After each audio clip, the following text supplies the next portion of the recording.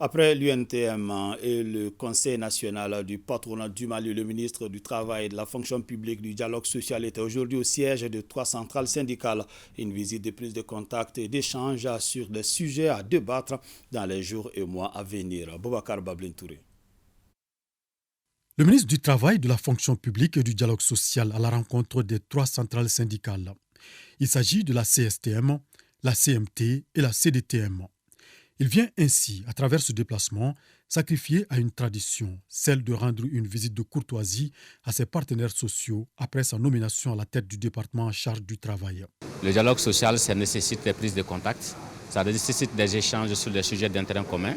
Et c'est dans ce cadre-là, effectivement, que nous avons fait le déplacement dans ces organisations syndicales. Occasion pour les secrétaires généraux de ces différentes organisations syndicales de réitérer à l'endroit du tout nouveau ministre leur engagement et soutien avant de rappeler leurs doléances au chef du département qui, selon eux, est en terrain connu. Face à ces revendications, le ministre Koulibaly dit avoir pris bonne note. C'est des sujets que nous avions déjà évoqués et ces sujets sont connus. Vous vous souvenez bien que nous avons organisé en octobre 2022 la conférence sociale dans le domaine du travail. Et cette conférence sociale a recommandé un certain nombre de choses, 139 recommandations, et dans lesquelles il y a des priorités qui ont été dégagées. Et ces priorités, nous les partageons en commun. La première, c'est l'adoption d'un pacte de stabilité sociale et de croissance.